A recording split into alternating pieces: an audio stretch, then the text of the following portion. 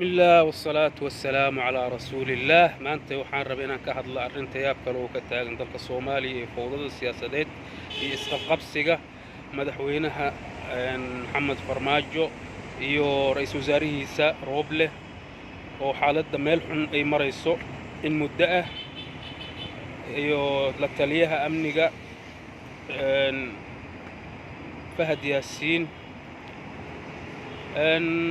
waxay ila tahay رئيس مدحوينها ninka uu doorto ra'iisul wasaaraha uu doorto ku boode ama hay carabta waxay dhahdaa man darantuhu Musa طلع فرعون ninkan Muuse u maleynaya Fircoon igu noqdo marka waa arrin la yaab leh in uu maaragtay ninkii doortay oo xilka u doortay inuu saas ugu soo horjeesto oo waxa lagu marmarsiyoonaya dilka gabadha Ikraan gabadha ka mid ahayd niisa la dhaho sirdoonka qaranka Soomaaliyeed Soomaaliya meeqa qof lagu dilaa maalin walba marka dilka gabadhan waxa loo siyaasadeeyay waxa fursad ay u heleen maaragtay niman fursad isku doonahay fursad u helay sabab in looga dhigo ma ahan xaq raadis kaliya ma aha iyo gabadha dhiigeedoo la raadinayo iyo cid ka dambeys lillahi ma aha waxay madax waaweyn la rabaa in maaragtay meesha looga saaro oo sabab looga dhigo haddii ahaan lahayd dad cadaalad jecel ra'iisul wasaaraha nin cadaalad jecel oo dilkaas iyo dhiiggaas maalin walba Soomaaliya ka daadanahay oo u doodi lahaa gabadha kaliya wuxuu fursad uga helay waxa way niman ay iska soo horjeedaan maaragtay oo Fahad Yaasiin iyo madaxweynaha iyo inuu ka takhaluso rabaa marka kamaba muuqan ra'iisul wasaaraha markiisa hore nin degan oo maaragtay wuxuu ka qoyar socode maaragtay maxaa san ka yeela maaragtay khilaafkan weyn dhaxdhiga isaga iyo madaxweynaha waa arrin la yaab leh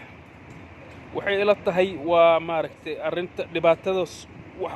waxay hoosta ka galaysaa mushkiladan iyo mushkilad walba Soomaaliya ka taagan iyo isqabqabsiga siyaasadeed sabab ra'iisi hal sababa jiro oo 30 sano dawladda burbursaneed soo jiray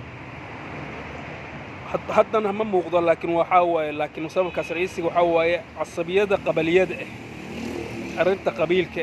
oo sal ku haya mushkilad walba Soomaaliya soo marto 30 sano waxay sal ku haysay laba arrin mid ama qabaliyada qabiilka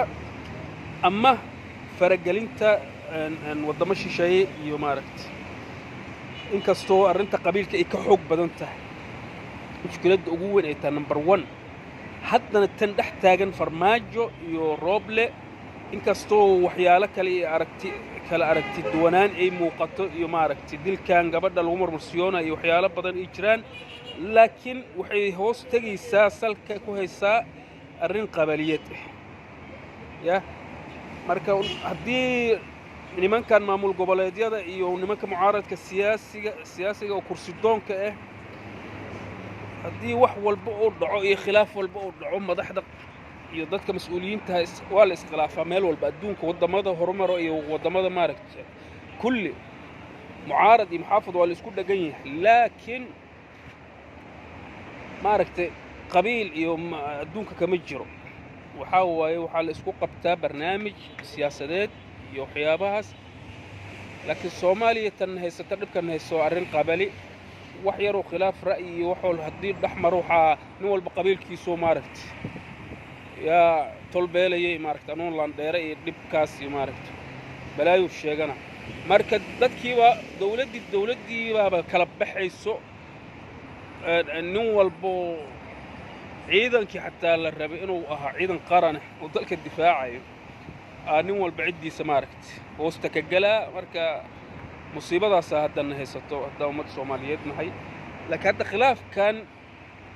muuqdo gabadha dhigeeda si cadaalad waa loo raadin karaa laakiin arrimaha dalka iyo maaragtay in la iska qabsado oo maaragtay doorashadii iyo wixii dib loo dhigo la isku marmarsiyoonahay ma fiicno qaladkan waxaan u maleynayaa inuu qaybta ka weyn leeyahay ra'iisul wasaaraha inkastoo madaxweynaha xataa waxyaabo oo ku qaldoon yahay ay jiraan laakiin ninka ra'iisul wasaaraha waxaan u malaynayaa dad baa soo dirdirahayo oo xataa nimankan mucaaradka siyaasiga isku sheegaya maaragtay oo xildoonka ah inay xoogaa tala xumo iyo maaragtay broshar iyo duquud la saarahayo si uu maaragtay dadkan meesha uga saaro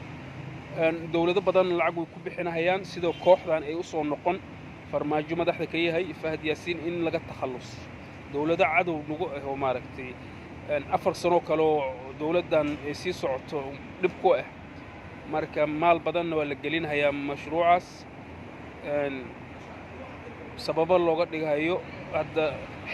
marmarsiyo fiican loo helay gabadhan maaragtay la la'ya hadda marka qoladan sirdoonka xataa Fahad Yaasiin way ku qaldan yihiin oo maleen waa inay sheegaan waa adiga xataa maaragtay inay caddeeyaan gabadha dhibka inay dhimatay inay nooshahay marka tuhun weyn ayaka xataa saaran dhinaca gabadhaas maqnaashaheeda